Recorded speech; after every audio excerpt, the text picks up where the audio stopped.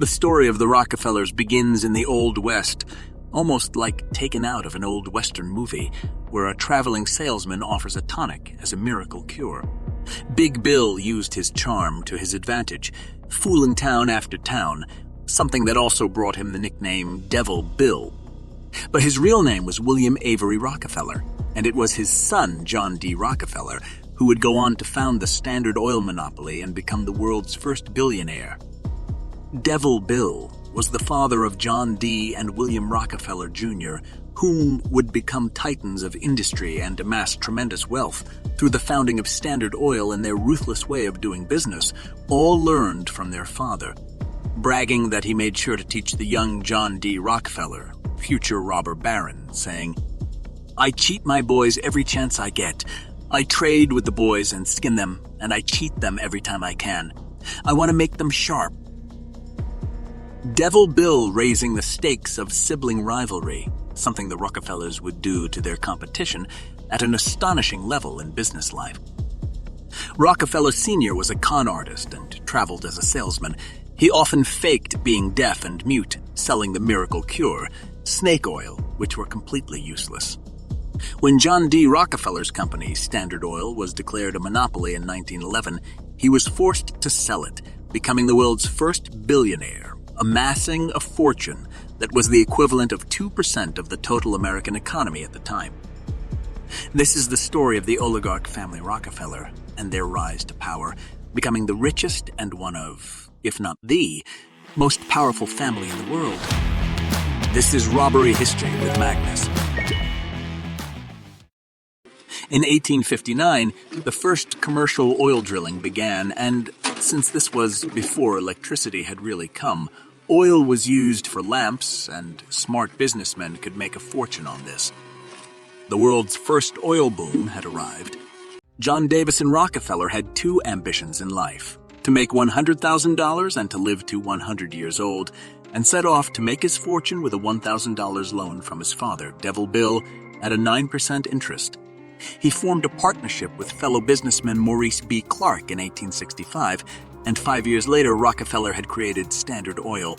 In a strategic maneuver poised to revolutionize the American economy, Rockefeller embarked on a mission to replace a landscape of independent oil entrepreneurs with a colossal company under his sway. In a move that would transform the American economy, Rockefeller set out to replace a world of independent oilmen with a giant company controlled by him. In 1870, begging bankers for more loans, he formed Standard Oil of Ohio. The next year, he quietly put what he called Our Plan, his campaign to dominate the volatile oil industry, into devastating effect. Recognizing that the refiner boasting the lowest transportation costs held the power to subdue competitors, Rockefeller orchestrated a clandestine partnership with the railroads known as the South Improvement Company.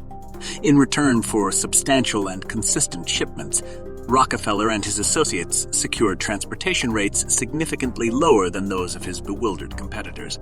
Ron Chernow, a biographer, had this to say about John D.'s sudden control of the oil industry. By 1879, when Rockefeller is 40, he controls 90% of the oil refining in the world.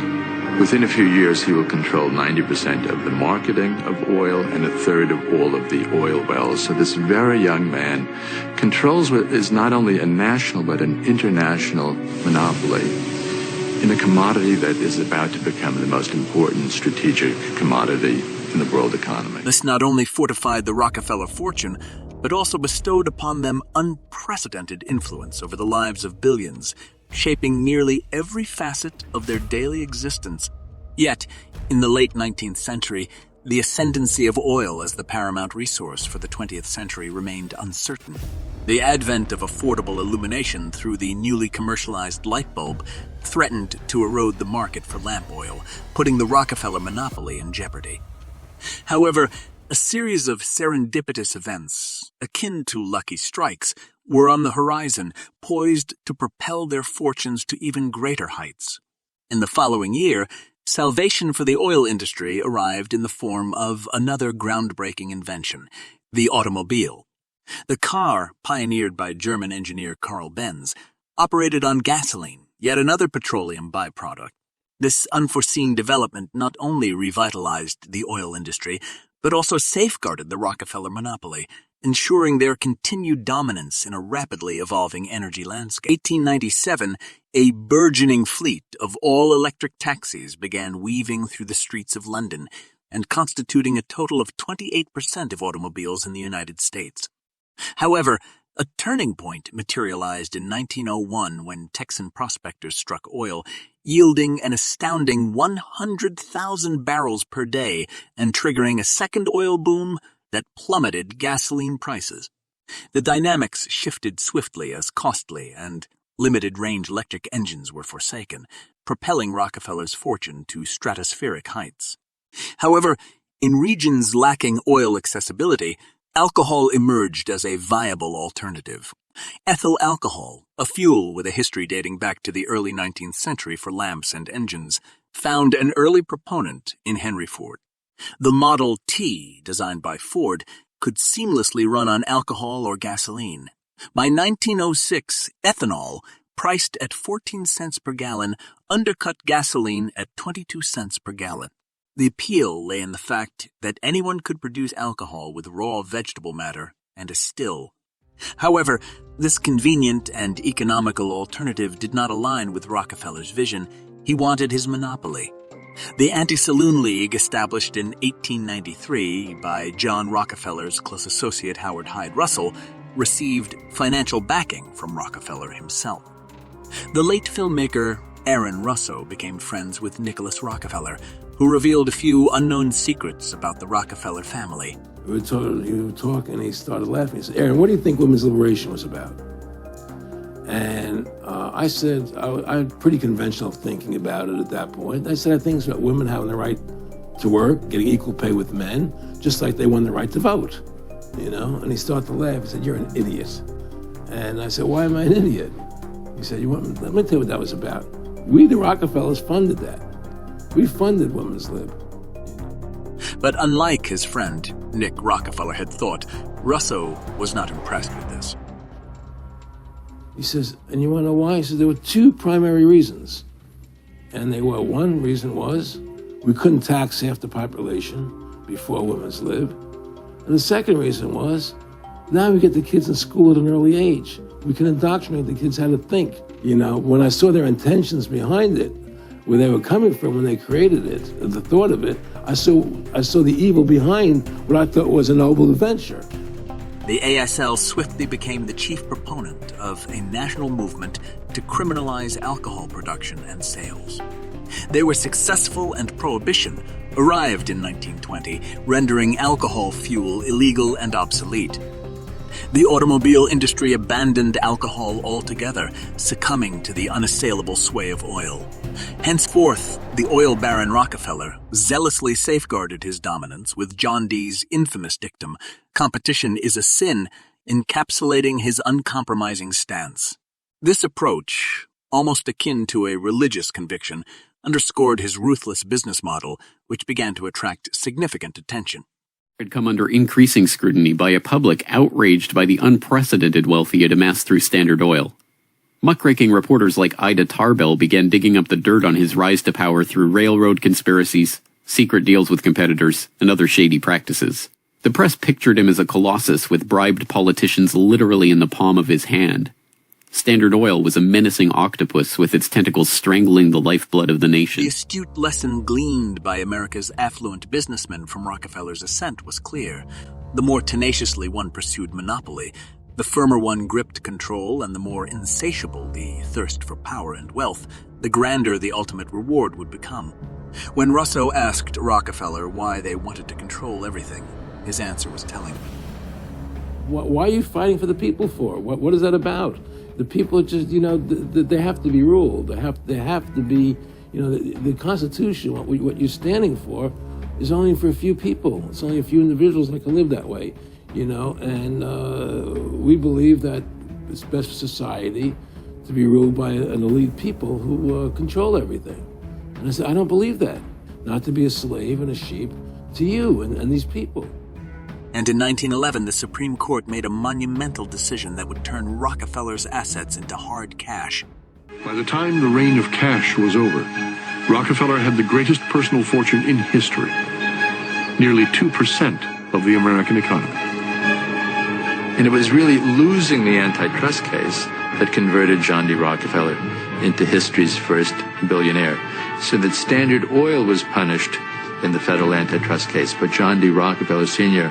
most assuredly was not. This was at a time when the average annual income in America was $520. In September 1913, over 1,000 coal miners in Colorado initiated a strike against the Colorado Fuel and Iron Corporation, driven by their discontent with inadequate wages, perilous working conditions, and the strained relationship with their employer. CF&I, owned by the influential Rockefeller family and associated with Standard Oil, responded by forcibly evicting the striking workers and their families from company-owned housing. Undeterred, the workers established nearby tent communities, persisting in their strike. The conflict escalated when, with the assistance of the National Guard, the Rockefellers deployed 2 companies of guardsmen, leading to a confrontational clash between the opposing groups. Tragically, the situation took a darker turn when a strike leader, attempting to negotiate a truce, was fatally attacked. In the chaos that ensued, guardsmen began firing upon families attempting to escape the scene, resulting in the loss of dozens of lives, including those of women and children. This tumultuous strike posed a significant challenge to the Rockefeller family as public sentiment turned against them, exacerbated by the disturbing events unfolding. In 1936, General Motors formed a front company.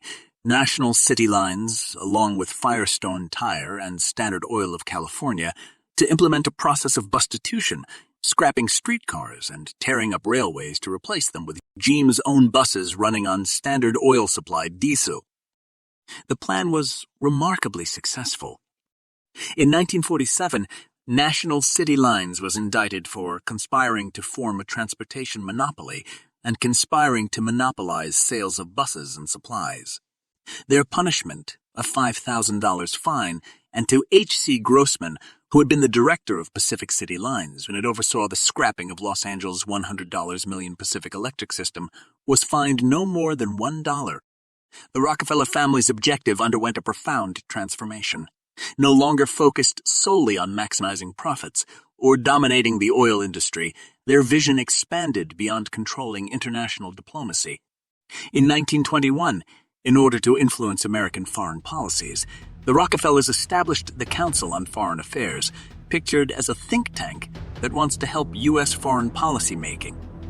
My friendship with Nick Rockefeller was one where we expressed ideas to each other and thoughts and philosophies, and he wanted me to become a member of the CFR and offered various business opportunities for me to get involved in and for me to not take up the fight or the battle that I've been taking up in the past, to drop that idea, because what was the point of my fighting for the people?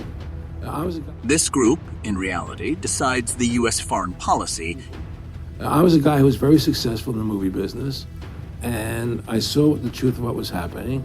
I tried to express it to the people, and rather than having me express it to the people, they wanted me to join their side because I was a mover and a shaker, and rather than me opposing them, to join them. It was real simple, and he tried to recruit me into that situation, and I didn't go for it. Here illustrated by former Secretary of the State Department, Hillary Clinton's speech to this very group. Richard, and I am delighted to be here in these new headquarters. I have been often to, the mothership in New York City, but it's good to have an outpost of the council right here down the street from the State Department. We get a lot of advice from the council, so this will mean I won't have as far to go to be told what we should be doing and how we should think about the future. The Rockefellers' new aspiration was nothing short of shaping and influencing the very fabric of the world itself, its resources, environment, and people. However, realizing this ambitious goal necessitated a radical makeover for the Rockefellers. It is challenging to grasp the extent of John D's unpopularity in this era. As the founder of the Standard Oil Company, he was likened to an octopus with tentacles strangling the world. John D. faced an unparalleled public relations challenge, prompting a revolutionary solution: the creation of the PR industry. Enter Ivy Ledbetter-Lee, a journalist, turned communications expert credited with founding the modern public relations field. Lee was enlisted to restore the Rockefellers' tarnished image. Under Lee's guidance, strategic measures were implemented, including associating the family name with Rockefeller Center and capturing John Dee's public persona by filming him distributing dimes. As Ivy Lee began to control his public image, he became oddly a kind of American character, and people kind of warmed to him in a bizarre sort of way. He was aided in this task by Frederick Taylor Gates, a Baptist minister that Rockefeller befriended in 1889, and who would go on to be John Dee's most trusted philanthropic advisor. Gates would go on to write a short tract, The Country School of Tomorrow, that laid out the Rockefeller plan for education. In our dream, we have limitless resources, and the people yield themselves with perfect docility to our molding hand. The present educational conventions fade from our minds, and unhampered by tradition, we work our own goodwill upon a grateful and responsive folk. We shall not try to make these people or any of their children into philosophers or men of learning or science. We are not to raise up from among them authors, orators, poets, or men of letters. We shall not search for embryo great artists, painters, or musicians. Nor will we cherish even the humbler ambition to rise up from among them lawyers, doctors, preachers, politicians, statesmen, of whom we now have ample supply. In 1902, Rockefeller established the General Education Board to help implement Gates' vision for the Country School of Tomorrow with a staggering $180 million endowment. That's the equivalent to $6 billion in today's money. In 1905, Andrew Carnegie, one of the richest men in American history and a close associate of the Rockefellers, established the Carnegie Foundation for the Advancement of Teaching, a tax-free foundation through which Carnegie and his appointees could direct the development of the education system. Norman Dodd, the director of research for the Congressional Committee, who was granted access to the Carnegie Endowment's board's archive, explains what they were up to. So they approach the Rockefeller Foundation with the suggestion that that portion of education which could be considered domestic be handled by the Rockefeller Foundation, and that portion which is international should be handled by the endowment. And they then decide that the key to the success of these two operations lay in an alteration in the teaching of American history. So they approach four of the then most prominent teachers of American history in the country, people like Charles and Mary Bird,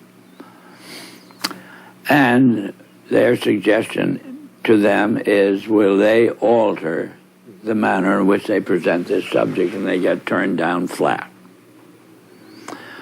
So they then decide that it is necessary for them to do, as they say, build our own stable of historians. And then they approach the Guggenheim Foundation, which specializes in fellowships, and say, when we find young men in the process of studying for doctorates in the field of American history, and we feel that they are the right caliber, will you grant them fellowships on our say-so? And the answer is yes. So under that condition, eventually they assemble 20. And they take this 20 potential teachers of American history to London, and there they're briefed into what is expected of them when, as and if they secure appointments in keeping with the doctorates they will have earned. And that group of 20 historians ultimately becomes the nucleus of the American Historical Association. And then toward the end of the 1920s, the endowment grants to the American Historical Association $400,000 for a study of our history in a manner which points to what can this country can it look forward to in the future. And that culminates in a 7-volume book study, the last volume of which is, of course, in essence a summary of the contents of the other 6. And the essence of the last volume is the future of this country belongs to collectivism administered with characteristic American efficiency. Their secret endeavor is soon exposed, and an investigation is launched. Rationalization of their decision to do everything they could to stop the completion of this investigation in the direction that it was moving, which would have been an exposure of this Carnegie Endowment story and the Ford Foundation and the Guggenheim and the Rockefeller Foundation, all working in harmony toward the control of education in the United States. But with the help of the White House and President Woodrow Wilson, they are able to stop the investigation, and their control and influence expands even more. Woodrow Wilson was a president who had been financed by the oligarchs in his campaign and helped them change the nation's economics with a credit system called the Federal Reserve. More on that later. He was also the leading architect of the League of Nations, one of Rockefeller's and the American oligarchs' wet dreams, a world government dominated by America and henceforth them. After he left as President, Wilson had some gloomy comments about his time as president. "I have unwittingly ruined my country. A great industrial nation is controlled by its system of credit. The growth of the nation, therefore, and all our activities are in the hands of a few men. We have come to be one of the worst ruled, one of the most completely controlled and dominated governments in the civilized world.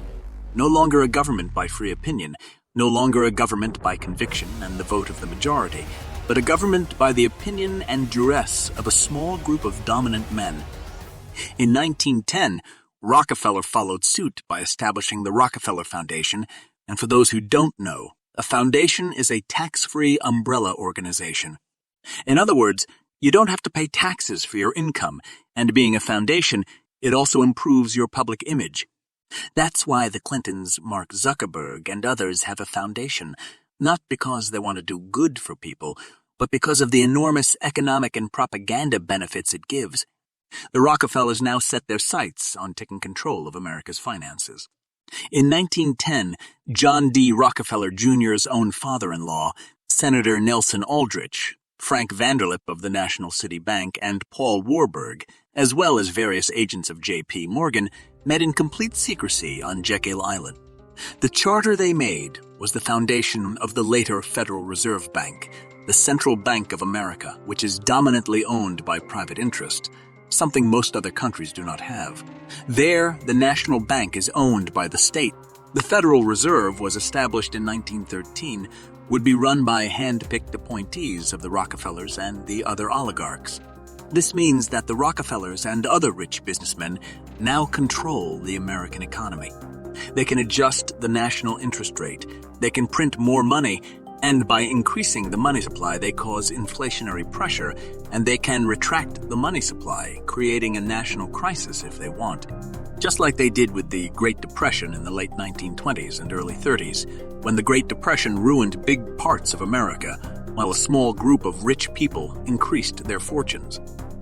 Something Alan Greenspan, the chairman of the Fed, admitted in the 2000s.